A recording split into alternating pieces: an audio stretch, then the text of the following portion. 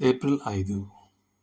ఒకని ఎడల ఒకడు దయ కలిగి కరుణా హృదయులై క్రీస్తునందు దేవుడు మిమ్మును క్షమించిన ప్రకారము మీరును ఒకరినొకరు క్షమించుడి. ఎఫెసీయులకు రాసిన పత్రిక 4వ అధ్యాయం 32వ వచనం.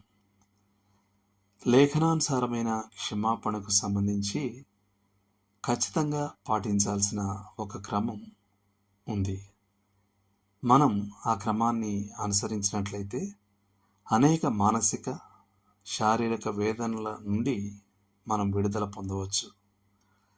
మొదటిగా మీతో ఎవరైనా అన్యాయంగా ప్రవర్తిస్తే చేయాల్సిన మొదటి కార్యం ఏమిటంటే ఆ వ్యక్తిని మీ హృదయంలోనే క్షమించడం. మీరు వారిని క్షమించారని వారికి అప్పుడే చెప్పాల్సిన అవసరం లేదు. కానీ హృదయపూర్వకంగా క్షమించడం వల్ల ఆ విషయంలో నిర్ణయాన్ని ప్రభువుకి అతనికి మధ్యే వదిలివేస్తారు. దీనివల్ల మీ అంతర్గత బాధ భయంకరమైన కోపంగా మారకుండా మరియు మిమ్మల్ని ఇతర తీవ్రమైన శారీరక మానసిక సమస్యల నుండి రక్షిస్తుంది.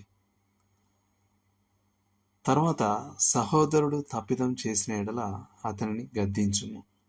లూకా 17:3. ఇతరుల వద్దకు వెళ్ళి ఆరోపణలు చేయడం కంటే నీవును అతడును ఒంటరిగా ఉన్నప్పుడు అతనిని గద్దించుము. మత్తయి 18:15.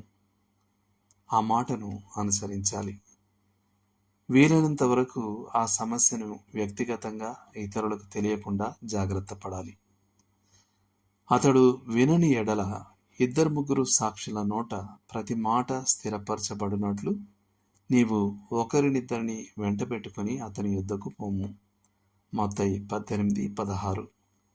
ఇది తప్పు చేసిన వాడి మనోభావాన్ని నిర్ధారించేందుకు పరిశుద్ధ గ్రంథ ప్రకారమైన సాక్ష్యాన్ని అందిస్తుంది.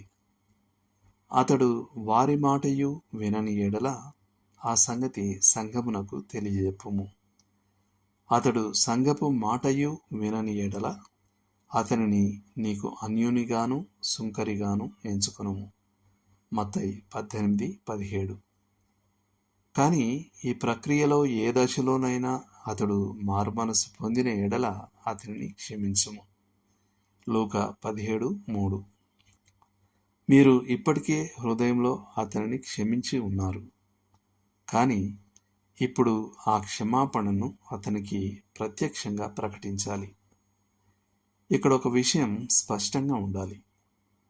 మీరు అతనితో పర్వాలేదు, నీవేమీ తప్పు చేయలేదనుకో అనే విధంగా మాట్లాడరాదు.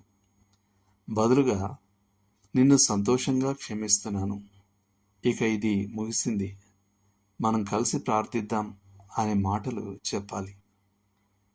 తన తప్పును ఒప్పుకొని సిగ్గుపడిన అనుభవమే అతడిని తిరిగి అదే తప్పును చేయకుండా నిరోధించవచ్చు. అయినప్పటికీ అతడు ఒకవేళ మళ్ళీ అదే తప్పును చేసినా మరియు మళ్ళీ పశ్చాత్తాపపడినా మీరు అతన్ని క్షమించాలి. అతడు ఒక దినమున 7 మారులు నీ ఎడల తప్పిదం చేసి 7 మారులు నీ వైపు తిరిగి మారు మనసు పొందితిననిన ఎడల అతని క్షమించవలెనను. లూకా 17:4. మన ప్రభువు మన పట్ల అనేక పాపములను లేదా లెక్కించలేని పాపములను క్షమించి ఉన్నాడని మనం మరవకూడదు. అలాంటి మనము ఇతరులు చేసిన కొన్ని చిన్నమైన తప్పులను క్షమించడంలో వెనుకడుగు వేయకూడదు. దేవుడు మిమ్మును దీవించునుగాక. ఆమెన్.